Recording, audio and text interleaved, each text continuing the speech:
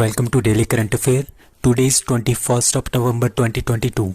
The question is, which state tops the medal tally in the second Northeast Olympic Games? That is B. Manipur. तो north east Olympic games जो है वो कहाँ पे हो रही थी? वो इस बार मेघालय में हो रही थी. ठीक है. तो जो फर्स्ट नॉर्थ ईस्ट गेम हुई थी वो हुई थी मणिपुर में. ठीक है. और जो सेकंड हुई है वो कहाँ पे हुई है? मेघालय में. तो आपने याद रखना है, दूसरा एडिशन था इसका. और इसमें जो टॉप टीम रही है वो रही है मणिपुर की.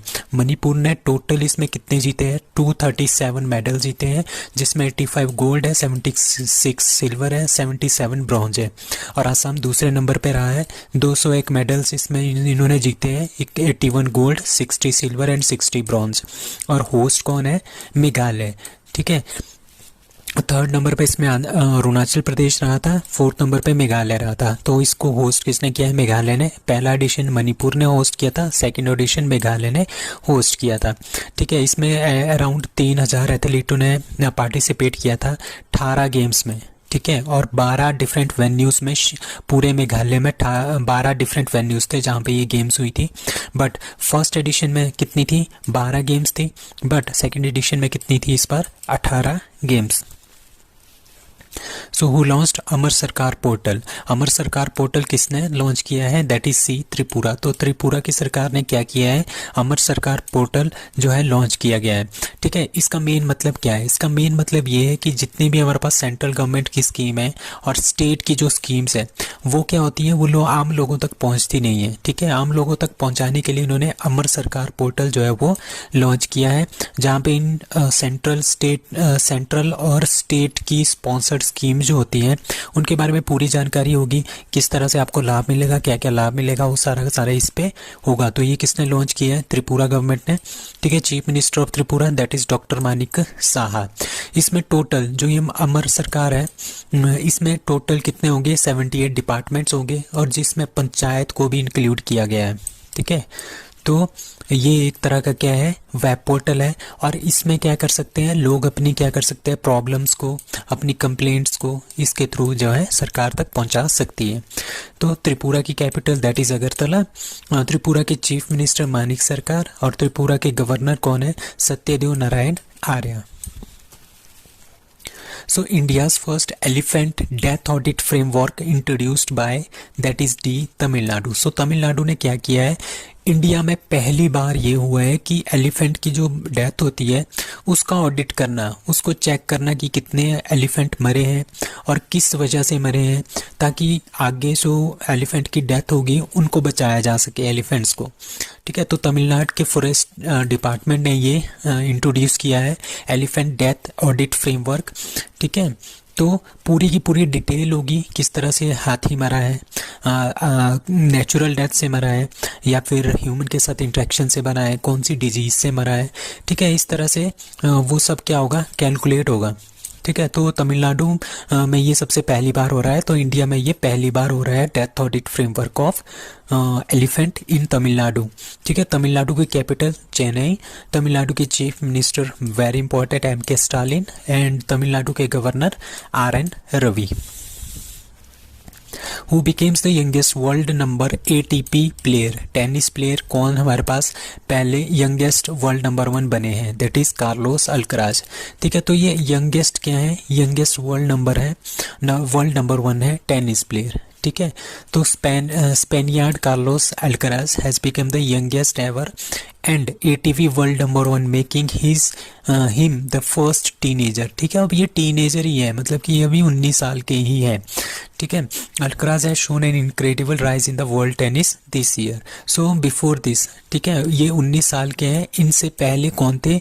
इनसे पहले थे ल्यूटन हैविट. ठीक है. वो ऑस्ट्रेलिया के थे, वो 20 साल के थे जो कि वर्ल्ड नंबर 1 बने थे. बट ये क्या है? ये 19 साल के हैं जो वर्ल्ड नंबर 1 बने हैं. सो इन्होंने क्या जीता है? आपने ये ध्यान रखना है, very very important. US open man winner 2022 कौन है? Carlos Alcaraz. अब हम बात करेंगे, हमारे पास 4 क्या होते हैं? ग्रैंड स्लैम्स होते हैं. ठीक है. उनके बारे में बात करेंगे. ठीक है. तो ऑस्ट्रेलिया ओपन 2022 में हुआ था. ठीक है. स्टार्टिंग में सबसे पहला इस साल के सबसे पहले में होता है. ऑस्ट्रेलिया ओपन, ठीक है, जो कि हार्ड सरफेस पे होता है। फ्रेंच ओपन आपने याद रखना है क्ले सरफेस पे होता है। विंबलडन घास के ऊपर होता है। और यूएस ओपन हार्ड पे होता है। ऑस्ट्रेलियन ओपन और यूएस ओपन आपने याद रखना है, ऑस्ट्रेलियन ओपन यूएस ओपन दोनों हार्ड सरफेस पे होते हैं। फ्रेंच का आपने ध्यान रखना है क्ले पे और विंबलडन ग्रास के ऊपर, ठीक है। और इसमें क्या है, ऑस्ट्रेलिया ओपन किसने जीता है इस बार? राफेल नडाल ने जीता है। रनर अप कौन से? डेनियल मेडवेडेव फ्रॉम रशिया, ठीक है। वुमेन में एशले बार्टली ने जीता है और रनर अप कौन थी? Daniel Collins. फ्रेंच ओपन किसने जीता है? फ्रेंच ओपन में सबसे ज़्यादा मेडल्स जो हैं वो राफेल नडाल ने जीते हैं।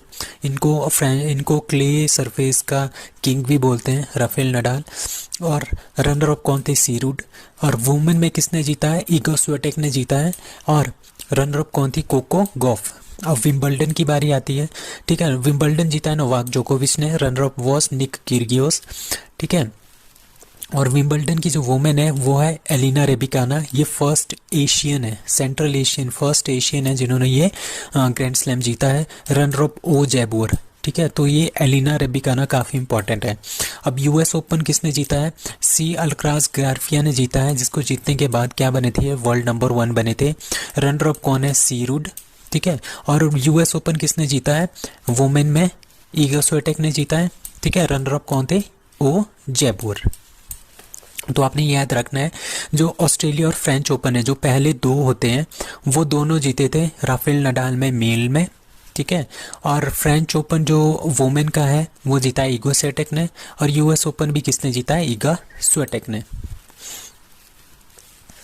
अब most number of grand slam किसके पास है? मैन में 22 ग्रैंड स्लैम सबसे ज़्यादा राफेल नडाल के पास है, ये स्पेनिश। 21 नोवाक जोकोविच के पास है, सर्बियन। और 20 जो अभी जिन्होंने रिटायरमेंट ले लिया रोजर फेडरर ने, he was from Switzerland. Most number of grand slam in women 24 सबसे ज़्यादा है, 24 मार्गरेट कोर्ट ऑस्ट्रेलिया की है, इन तीनों ने संन्यास ले लिया है, ठीक है। सेरेना विलियम्स ने अमेरिकन है 23 and Steffi Graf she is from Germany.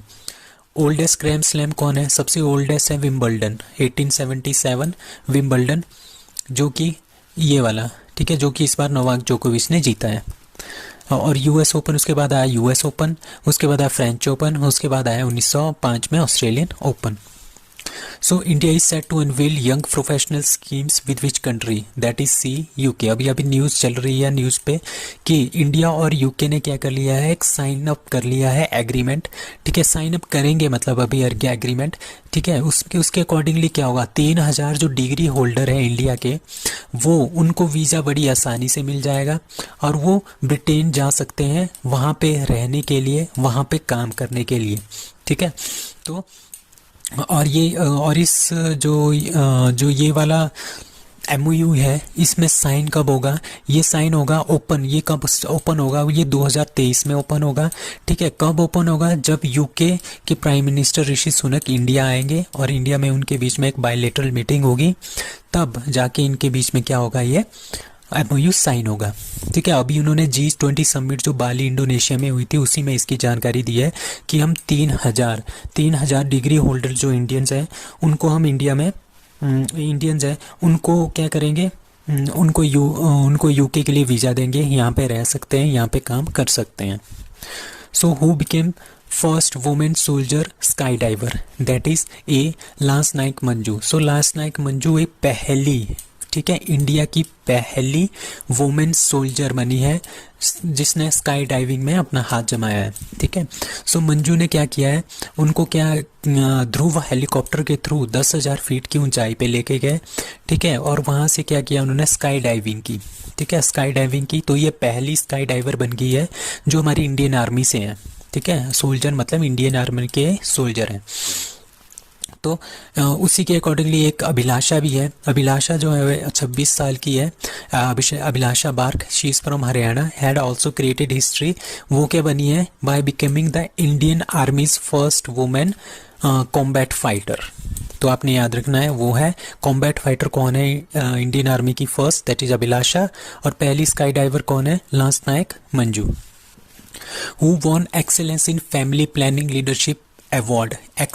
Excel मतलब कि excellence in family planning leadership award, ये किसने जीता है? ये जीता है इंडिया ने। ठीक है, इसकी जो सबमिट हुआ था, ठीक है, इसका ये जो अवार्ड दिया गया है, ठीक है, कंट्री कैटेगरी में, ये कहाँ पे दिया है? थाईलैंड में दिया है। सो इंडिया पहली बार, ओनली कंट्री, मतलब कि एक ही कंट्री है वर्ल्ड में जिसको को क्या मिला है? Excellence in family planning leadership का जो अवार्ड है 2022 का, वो इंडिया को मिला है। ठीक है, इन द कंट्री कैटेगरी में at the international conference of family planning. ठीक है, international conference of family planning है जो कहाँ पे हुई है? थाईलैंड में हुई है। इसके अकॉर्डिंगली क्या है, इंडिया ने बहुत ही अच्छा काम किया है फैमिली प्लानिंग को लेके। फैमिली प्लानिंग मतलब कि कई लोगों के कितने होते हैं? 4-5 लड़के होते हैं, 4-5 बच्चे होते हैं। ठीक है, उनको जो है उन्होंने, इंडिया ने काफ़ी ज़्यादा कंट्रोल कर लिया है। So that's all for today, thank you.